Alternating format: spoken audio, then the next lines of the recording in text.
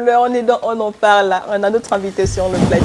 On parle du jeu de Songo avec notre invité qui nous suivait. Hein. Le pauvre, il est dépassé de nous ici. Et certainement que vous l'êtes également à la maison. Mais c'est ça, notre petit plus. Voilà. Alors, on est avec monsieur Venant Debomam Nzue Ntougou. Il est acteur culturel, écrivain et membre fondateur de l'ONG Génération Ekan. Aujourd'hui, il nous parle du Songo. Voilà, on s'intéresse à ce jeu Samba sur notre plateau. Merci beaucoup, je suis ravi d'être là. Après, j'ai beaucoup ri quand j'étais dans le couloir. Sérieusement, j'adore cette émission, ça donne de la joie au cœur. Merci beaucoup. Encore lorsqu'on rentre dans le week-end comme ça, franchement, il faut rentrer avec un grand sourire. Merci, je vous apprécie beaucoup. Merci, c'est gentil. Alors, il faut dire que l'invitation vient d'une affiche, ils organisent un tournoi de Songo. Il nous donnera peut-être un peu plus d'informations là-dessus, mais de façon générale, on s'intéresse à ce jeu parce que c'est un jeu traditionnel, on veut même dire culturel, et qui malheureusement n'est plus très pratiqué, comme on entend dire par nos pères et nos grands-pères. Donc on en parle aujourd'hui, peut-être avant de poursuivre, nous présenter à ce tournoi comment et pourquoi, et ensuite on regardera une vidéo quelques instants plus tard. Oui, effectivement, vous faites bien de présenter l'affiche. Il s'agit d'un tournoi des étoiles du Songo. On entend par étoile ces jeunes joueurs qui montent en puissance, qui sont capables d'affronter les panthères. Les panthères du Songo, c'est l'équipe nationale du Gabon en matière de Songo. Vous avez les panthères du foot, les panthères du basket. Vous avez également les panthères du Songo. Donc là, c'est une occasion pour ces jeunes talents de s'affronter entre eux dans la première édition et voir qui peut monter en panthère, qui peut devenir aujourd'hui un panthère pour aller représenter le Gabon comme on l'a fait en 2015 au Cameroun. Et nous comptons également repartir en Guinée équatoriale dans bientôt. Et nous avons pensé qu'aller en Guinée équatoriale avec des jeunes talentueux, ce sera important et bénéfique pour le pays. Donc c'est un tournoi qui va se passer au Musée national, comme on disait, demain. Et sous l'invitation du comité Ekan Industrie. C'est une jeune entreprise culturelle qui animera demain la journée des héros nationaux. Lorsqu'on entend par héros national, on entend là par les vaillants guerriers gabonais qui se sont battus pour la nation. Et c'est différent de ces héros qui sont battus du côté de Colomb pour agresser les nationaux. Donc ce serait important d'être là avec nous demain au Musée national.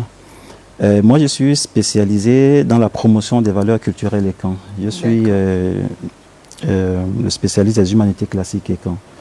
Comme vous aviez bien présenté, je suis fondateur d'une ONG qu'on appelle Génération Ekan. Et nous avons pris le Songo après le corps parce que ce sont des patrimoines qui sont en cours de disparition. Et si on ne fait rien, je pense que nous allons tout perdre et nous serons là comme des étrangers sur terre alors que ici c'est chez nous. Le Songo, comme vous l'aviez dit, en fait, ça se joue et ça va se jouer demain. D'accord. Pourquoi le Songo? J'ai d'abord une question toute bête, pardon, pas quand on se perd. Vous avez parlé de l'équipe nationale de Songo. Oui. Est-ce que ça voudrait dire qu'au Gabon, on a une fédération de Songo? Et justement, lorsqu'on parle d'une équipe, on parle déjà d'un club. On parle de club, on parle de ligue, on parle de la fédération. Et pour répondre à votre question, oui, il existe une fédération nationale du Songo. Le président actuel, le président sortant, il est en train de faire son dernier mandat. C'est Mba Désiré. Le Gabon compte aujourd'hui 4 ligues. La Ligue de l'Estuaire, la Ligue du Haut-Ogooué, la Ligue du Walentem et la Ligue de l'Ogooué Maritime Port-Gentil. On est en train, avec la fédération, de construire des autres ligues qui sont les 5 autres provinces qui restent. Et en deçà des ligues, vous avez également des clubs libres. Le Grand Estuaire, comme on dit, le Grand Libreville, a aujourd'hui 25 clubs. Ah ça? Donc, je suis vraiment étonné. Bien sûr, il faut connaître. J'ai beaucoup d'informations à vous donner. Je ne sais pas si on aura assez de temps. Et pour la petite information également, l'année dernière, nous avons introduit l'élément dans le cadre de sa reconnaissance comme patrimoine matériel et immatériel. Ce n'est pas encore reconnu. On appelle ça la chambre 0 de la reconnaissance avec l'ICESCO et l'UNESCO. On est en train de travailler dessus. Avant d'y travailler, il faut avoir des supports. Nous avons publié aujourd'hui 2 livres qui permettent d'enseigner le Songo dans les milieux collégiens parce que nous travaillons également en partenariat avec le ministère de l'Éducation nationale dans le cadre de la transmission du Songo comme étant une activité ludique dans les lycées et collèges. D'accord. J'avoue que ça prend du temps côté gabonais, mais côté étranger, ça va plus vite. Parce que ça fait 2 ou 3 ans qu'on enseigne ça dans un lycée ici au Gabon, à Libreville. D'accord. Vous disiez que le Songo on est tous d'accord, c'est un patrimoine culturel, mais vous disiez qu'il tend à être en voie de disparition. Pourquoi? Moi, personnellement, l'idée générale que j'ai de ce jeu, c'est que ce sont les papas, les personnes un peu plus âgées qui affectionnent et qui s'adonnent à ce jeu-là. Est-ce que c'est parce que, en fait, le Songo attire ou intéresse des gens d'une certaine tranche d'âge que les plus jeunes sont moins intéressés et donc que le jeu se voit disparaître? Non, je pense que tout comme moi, l'idée que nous avons du Songo, premièrement, c'est que ça appartient à une communauté, les Ekans. D'accord, donc c'est déjà une limite. Non, c'est l'idée qu'on se donne déjà quand on voit l'élément. Quand vous connaissez l'élément, vous allez dire c'est un jeu de fans, comme on dit au Gabon. Bon, moi, je préfère appeler Ekan parce qu'au Gabon, il n'y a pas seulement des fans. Il y a des fans d'un tout le monde, d'un verre Miro, il y a plusieurs. Mais sinon, on est tous des Ekans.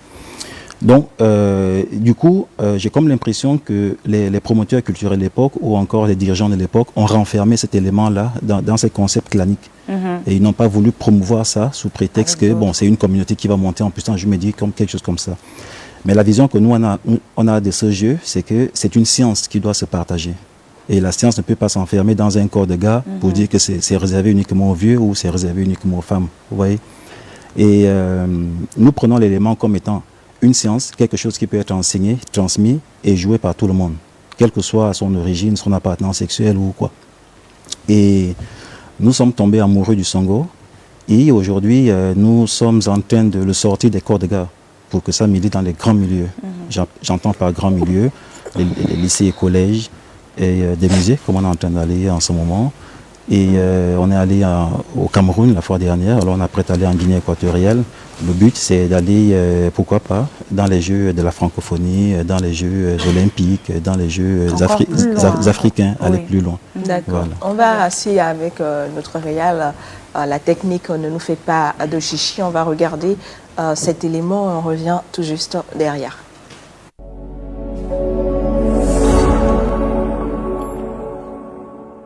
Le Songo est d'abord une science et la science peut être enseignée. Ces cours d'initiation donc de Songo au lycée Blaise Pascal, plusieurs élèves ont reçu donc les fondamentaux de ce sport cérébral. Arthur Ondono. Tous confondus en genre et en race, c'est avec enthousiasme que ces élèves ont pris part à cet atelier d'initiation au jeu de Songo, jeu de calcul très ancien issu des entrailles des peuples Ekans et qui vise à stimuler la réflexion et la stratégie. C'est un jeu où il faut capturer le plus de pions et les mettre dans son camp. Celui qui a le plus de pions, il gagne. C'est un jeu où il faut réfléchir, trouver la stratégie. Il faut juste apprendre les règles après et s'entraîner. En fait, il faut bouffer le plus de pions. Le premier à avoir 36, il gagne. C'est un très bon jeu.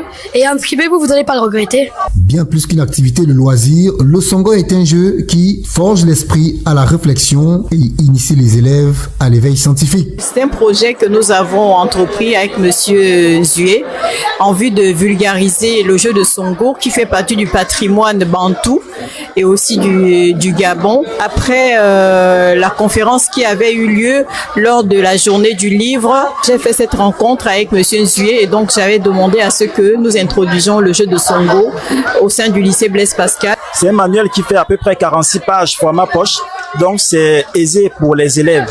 Et les élèves aujourd'hui, ils sont capables de vous dire, effectivement, on a vu ce cours-là, comme on dit à l'école, on a vu ce cours-là, on a vu ce cours-là, on a vu ce cours-là, et ces cours-là leur permettent de mieux comprendre le jeu de Songo et de mieux les expliquer à leurs professeurs. Avec un livre comme manuel de poche qui place le contexte des bases générales de la pratique du Songo, ce support est un véritable guide pratique pour les adeptes de ce jeu de culture et de ce sport cérébral.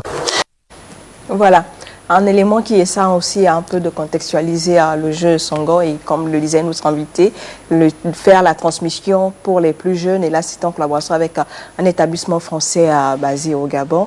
Alors on revient sur le plateau avec notre invité, des questions, des amis. Oui, j'ai forcément des questions et d'ailleurs je tiens à féliciter Venant de Bombam qui est un aîné à moi pour le travail qu'il abat dans le cadre de la promotion de la culture, des cultures même des peuples camps, parce qu'il y a plusieurs variantes de la langue, on va le dire comme ça, Fan. C'est ça qu'au Gabon, on connaît plus, en fait, la dénomination Fan que le plus connu. Par contre, je veux revenir sur ce projet. Vous avez pu mettre sur pied cet essai qui fait un temps soit peu, je pense qu'en 2021, si je ne me trompe pas, vous avez procédé à la présentation de cet ouvrage-là. Et depuis, comment ça a été apprécié par le public? On a vu les élèves de cet établissement conventionné, on va le dire Blaise Pascal, on va citer son nom. On remarque que c'est plutôt l'extérieur qui, quand je parle de l'extérieur, c'est plutôt les partenaires étrangers qui adoptent facilement des projets qui s'inscrivent un peu dans cette perspective-là, la promotion de notre culture, contrairement à nous autres, pour parler un peu de manière triviale.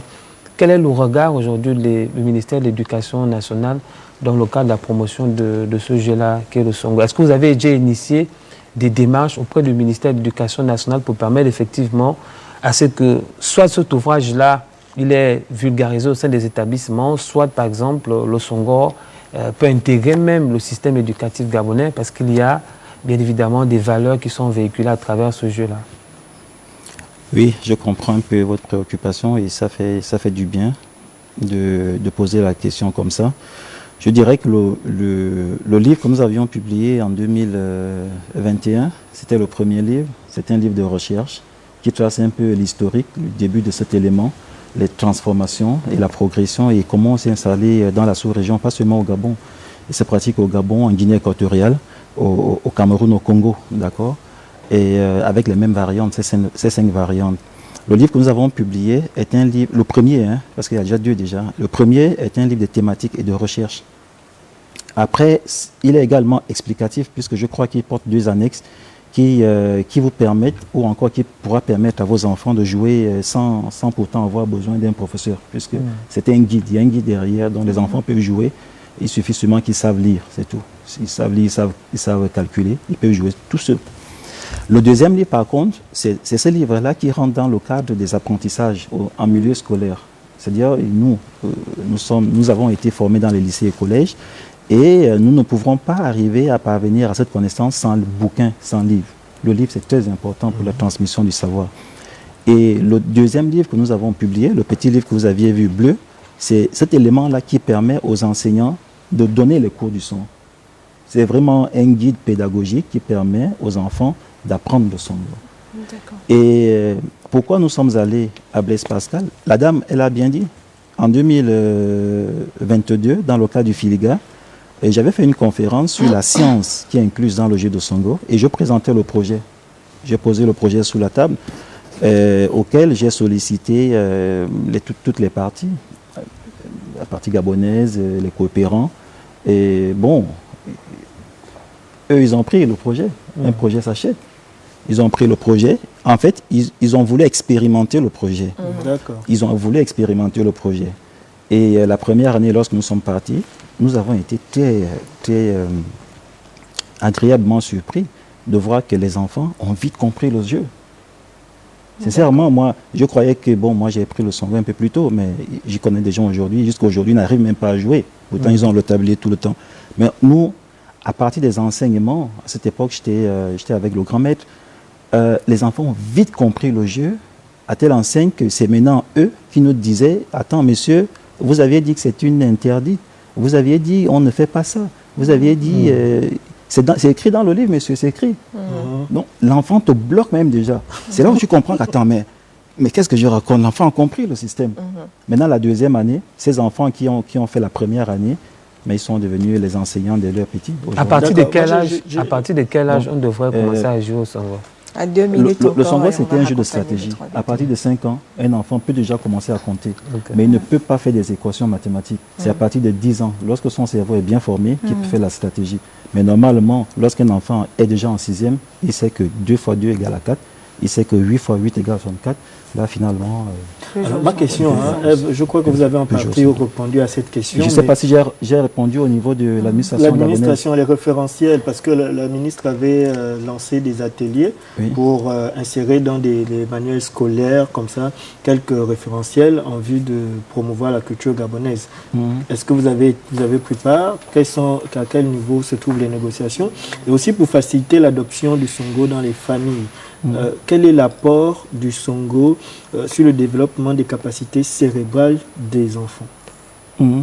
Le Songo, vous allez voir, si vous payez le petit livre bleu, dans le cadre de nos travaux Génération Econ, nous avions parlé de 24 avantages que le Songo peut donner à un enfant. Le premier avantage, c'est que le Songo te permet de calculer, de bien calculer. Franchement, si tu ne sais pas calculer, tu ne peux pas vivre dans la vie moderne. Tout se calcule.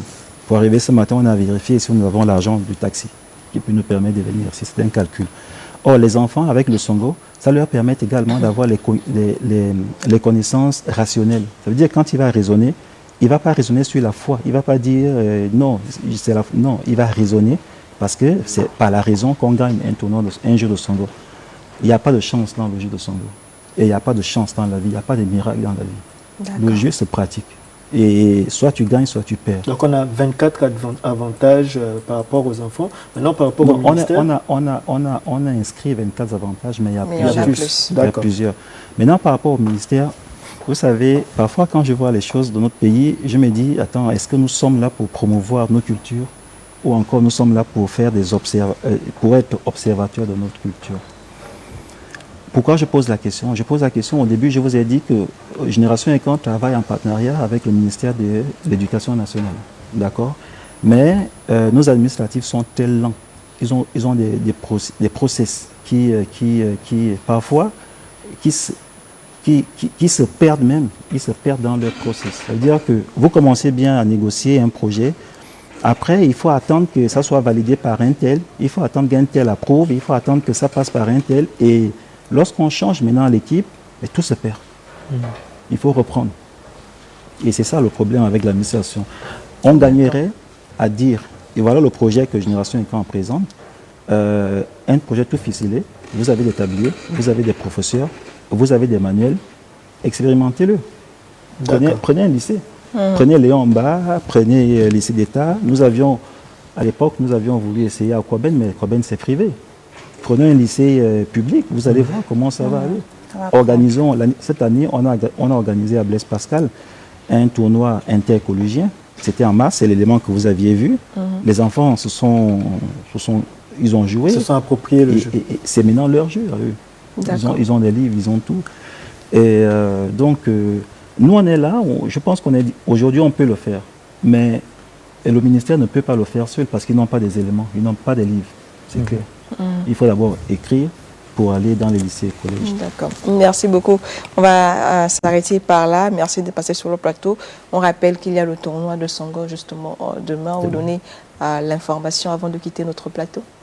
Oui, j'aimerais demander aux jeunes étoiles qui sont invités à participer à ce tournoi de venir demain, comme ils ont reçu des invitations effectivement, au Musée national, et de demander également à tous les amoureux du jeu de Songo de venir au Musée national et vivre ces moments très précieux pour notre patrimoine culturel scientifique africain, parce que les jeux de Sema, c'est des jeux africains, et que s'ils ont des enfants, on mettra en place un tablier spécial pour enfants pour les initiations, et c'est gratuit, personne ne va débloquer un rond. Nous allons initier les enfants. Et si les enfants sont intéressés, pourquoi pas les parents pourront acheter un petit livre. C'est 5 000, c'est tout. D'accord. Merci beaucoup. On vous raccompagne avec ceci en lisant 2 ou 3 messages. Et d'ailleurs, on installe notre invité. Bonjour, j'espère que vous allez tous bien. Je voulais faire un coucou à mes parents de Bitam, c'est Rebecca depuis Libreville. Merci à vous. On lit quand même ce message parce qu'il s'adresse vraiment à nous. Mbolo Samba, j'adore votre émission. Je viens saluer tous les ressortissants du village à Kamsi et Tourandia et Komson. Vraiment des nouvelles localités. C'est bien que chacun nous envoie son village. Parce qu'il y a plus de 5000 villages, il faut se souvenir dans le quiz, d'accord? Et il y a beaucoup de villages qui sont méconnus. Vraiment, et c'est important, donc voilà, vous voyez, j'ai lu, parce qu'il a dit, vous ne lisez jamais mes SMS. Alors, je vais lire ça. Bonjour, la matinale, je viens profiter de votre plateau pour souhaiter un bon réveil au couple Ruth Donald, tous bon, on va pas faire de publicité, mais il se trouve du côté de Port-Gentil. Bibi Ruth de Malaba dit Samba à la matinale, de Malaba depuis Plein-Oretti. Bon début de sommeil, on a bon début de week-end. Et puis il y a Anthony Neres qui revient. Chris Migueli, je te souhaite un prompt rétablissement, une pensée pour toi, tes collègues et bon début de week-end. C'est M. Madou Tamba depuis Libreville. Je vous suis pratiquement tous les jours. Bonne continuité dans cet élan. Votre mission nous attire à suivre Gabon Première. Bon week-end à vous dans la grâce de Dieu. Merci. Vous voyez qu'il y a tellement de messages. On est obligé de sélectionner. Merci Christelle pour le message. On va proposer cette transition. On revient derrière avec un autre invité.